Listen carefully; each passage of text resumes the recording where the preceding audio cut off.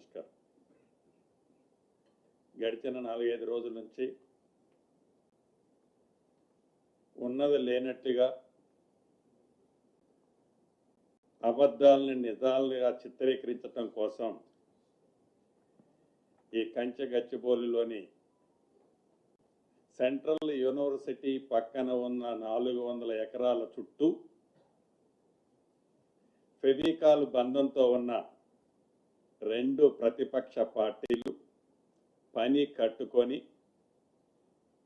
ఏ రకంగా గ్లోబల్ ప్రచారాన్ని చేస్తున్నాయో తెలంగాణ రాష్ట్ర ప్రజలు ముఖ్యంగా యువత గమనిస్తుంది అన్నది మనం ఇక్కడ చర్చించుకోవాల్సిన అవసరం ఉంది.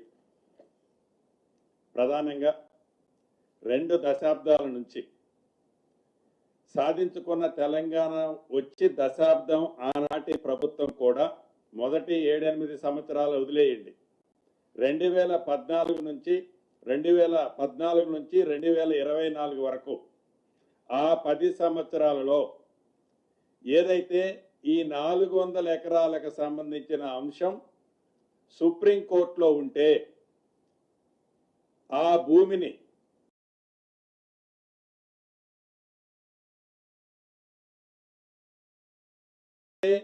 ఒక మంచి పనికి వాడాలనో ఆనాటి ప్రభుత్వానికి ఆలోచన రాకపోగా దాన్ని వాంటెడ్లీ వారికి సంబంధించిన వ్యవస్థలకి చెందటం కోసం పరోక్షంగా ఆనాటి పెద్దలు సహకరించారన్నది ముమ్మాటికి నిజం.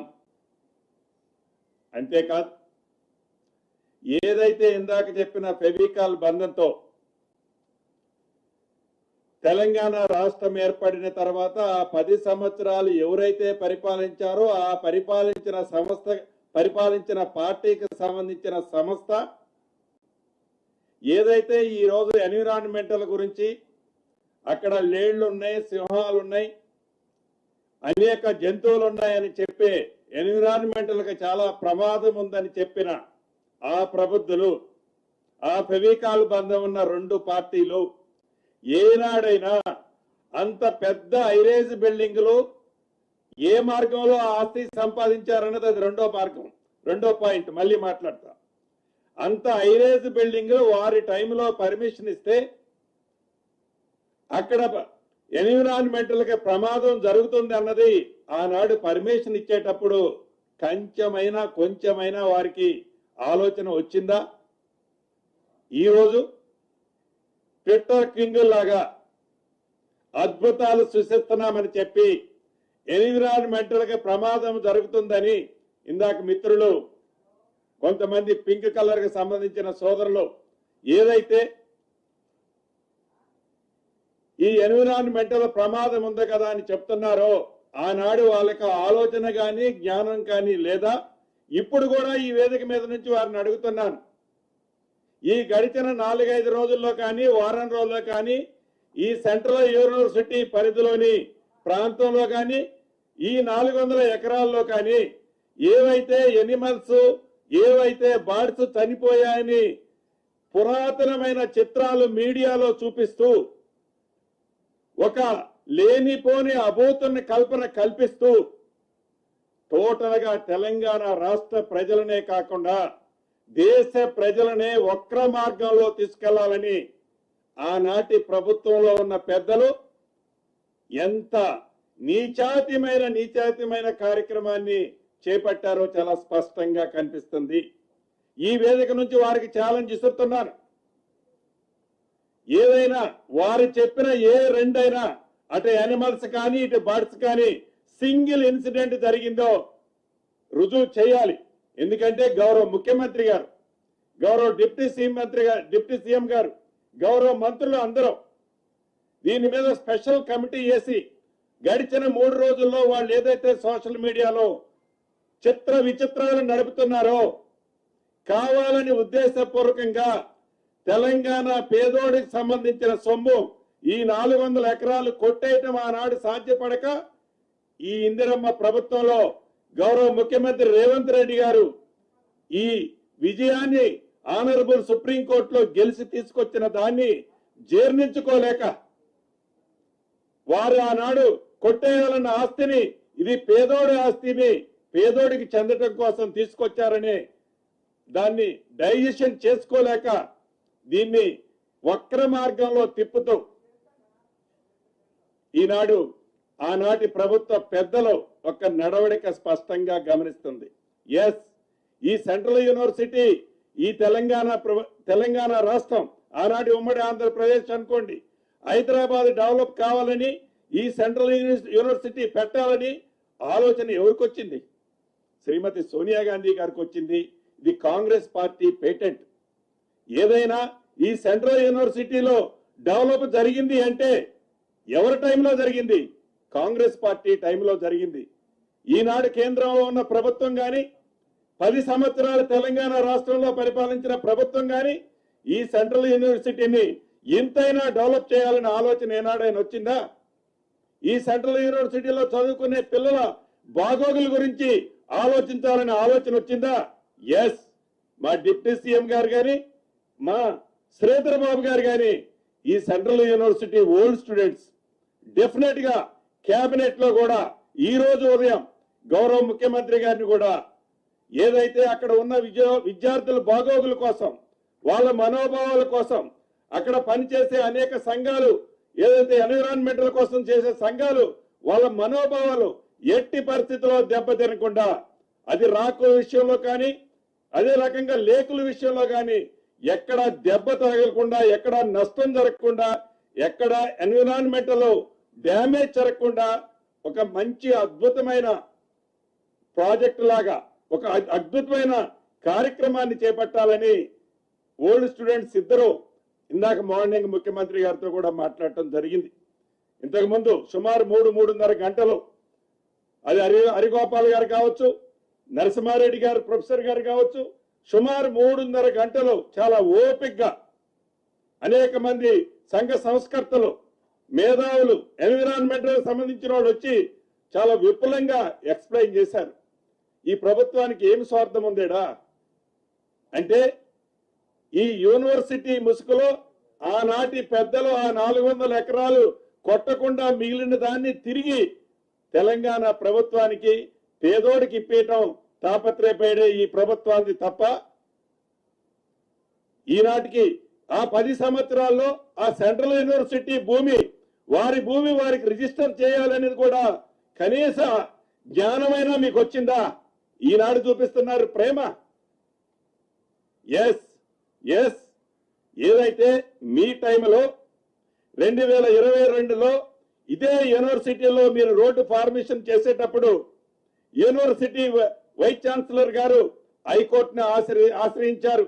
మీరు రోడ్డు వేయొద్దని ఆశ్రయించినప్పుడు హైకోర్టు చాలా స్పష్టంగా చెప్పింది ఈ భూమి మీద ఏ రకమైన టైటిల్ నాట్ ఓన్లీ 400 ఎకర్స్ గురించి చాలా స్పష్టంగా ఒక పేరా ఇచ్చింది.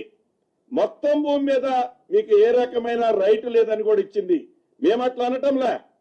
ఏదైతే ఈనాడు సెంట్రల్ యూనివర్సిటీలో అది 1500 ఎకరాలు ఉందా 1525 ఎకరాలు ఉందా డెఫినెట్ గా రెవెన్యూ మంత్రిగా నేను కానీ డిప్యూటీ సీఎం గారు కానీ శ్రీధర్ బాబు గారు కానీ గౌరవ ముఖ్యమంత్రి గారు మాకు సూచించారు ఉదయమో అది ఎంత భూమి ఉంటే అంత భూమి ఒక్క అంగుళం కూడా సెంట్రల్ యూనివర్సిటీకి సంబంధించిన భూమిని తగ్గకుండా గత ప్రభుత్వాల లాగా మాయ మాటలు చెప్పకుండా తప్పకుండా ఈ ప్రభుత్వం దానికి మొత్తం టైటిల్ ఇవ్వాలని ఈ ప్రభుత్వం నిర్ణయించుకుంది. ఆ విద్యార్థులకి మంచి భవిష్యత్తు ఇవ్వటం కోసం ఎంతవరకైనా ఈ ప్రభుత్వం చేయాలి అంటే చిత్తశుద్ధితో చేయాలని ఈ ప్రభుత్వం ఉంది. ఈ ప్రభుత్వాన్ని మీరు శంకించేది, ఈ ప్రభుత్వం మీద గుడ్డ కాల్చి మీరు వేసేది ఆ 400 ఎకరాలు ఏమి బట్టి గారు తీసుకోవాలనా శ్రీధర్ బాబు గారు తీసుకోవాలనా నేను తీసుకోవాలనే?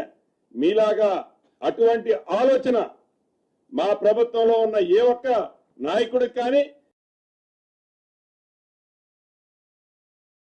ఎంతసేపు ఏదేస్తే వాళ్లే కదా తుడుచుకునేది, ఆ మసి తుడుచుకోవాల్సింది వాళ్లే కదా అనే తాపత్రయమే తప్ప రెచ్చగొడతారు, విద్యార్థుల్ని రెచ్చగొడతారు. విద్యార్థుల ముసుగులో ఎంత అరాచకమండి ఆ ఏసీబీ గారిని కొట్టింది చూశారు కదా. విద్యార్థులు చాలా అమాయకులు, చాలా మంచోళ్ళు. వాళ్ళ ఉజ్వల భవిష్యత్తు కోసం ఈ ప్రభుత్వం కట్టుబడి ఉంది. విద్యార్థుల ముసుగులో ఏవైతే గత ప్రభుత్వ పెద్దలు రెచ్చగొట్టి పేమెంట్ టీమును పంపించి అరాచకాన్ని సృష్టించే ఈ ప్రభుత్వం ఉపేక్షించలేదు కూడా. ఈ ప్రభుత్వం యొక్క చిత్తశుద్ధి ఏంటో, ఈ ప్రభుత్వం యొక్క నిజాయితీ ఏంటో, ఈ సెంట్రల్ యూనివర్సిటీ అంటే మీరు ఏర్పాటు చేసింది కాదు, కాంగ్రెస్ ప్రభుత్వం ఆనాడు. కాంగ్రెస్ ప్రభుత్వం శ్రీమతి సోనియా గాంధీ, ఇందిరాగాంధీ గారి పేటెంట్ అది. దాన్ని తప్పకుండా మా నాయకురాలు గారి పేటెంట్ ని ఈ ప్రభుత్వం ఎట్టి పరిస్థితిలో ఏ రకంగా ఒక్క అడుగు కూడా మంచి చేసే దాంట్లో వెనకడుగు వేసే ప్రసక్తి లేదు. వాళ్ళ రెండు ప్రతిపక్షాల ఫెవికాల్ బంధం కూడా మనకి ఈ విషయంలో స్పష్టంగా కనిపిస్తుంది. ఇందాక చెప్పినట్లు ఐరేజ్ బిల్డింగుల్లో కట్టే నాడు వీళ్ళిద్దరూ ఎవరు మాట్లాడరు. అదే రకంగా టీఎన్జిఓస్ పేరుతో ఆనాడు కాంగ్రెస్ పార్టీ కొంత అవుట్ సైడ్స్ ఇచ్చింది. దాన్ని అడ్డం పెట్టుకొని గత ప్రభుత్వంలో ఉన్న మంత్రి ఇంకా దాని పక్కన ఒక 27 ఎకరాలు కబ్జా చేయాలంటే మన ఇందిరమ్మ ప్రభుత్వం వచ్చిన తర్వాత దాన్ని ఆపుకుంది.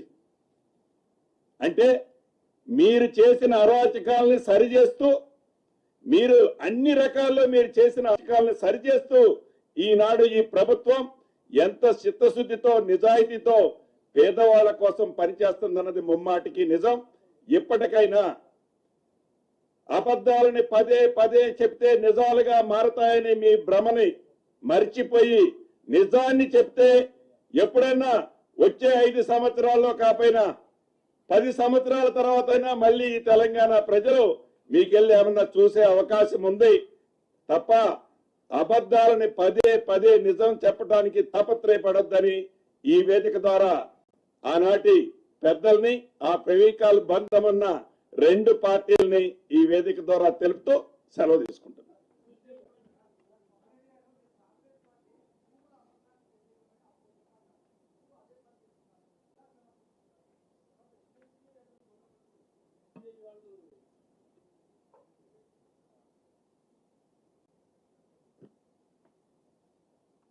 మీకు మళ్ళీ ఒకసారి నేను విజ్ఞప్తి చేస్తా ఉన్నాను. ఈ ల్యాండ్ 400 ఎకరాల గురించి మీకు స్పష్టత ఇచ్చాం. ఇది మీకు, మాకు, మనందరికీ ప్రజలకి తెచ్చాం. దీన్ని దయచేసి స్పష్టత, దానిపైన స్పష్టత వచ్చిందా లేదా నెంబర్ 1. లేదంటే మళ్ళీ ఒకసారి నేను, ఎందుకంటే there is a lot of confusion on that, people are trying to circulate wrong information. అందుకోసమే మీ ద్వారా రాష్ట్ర ప్రజలకి నివృత్తి జరుగుతుందని నేను మిమ్మల్ని అడుగుతా ఉన్నాను. మీ ద్వారా సందేశాన్ని, సమాచారం పంపిద్దామని. అట్లాగే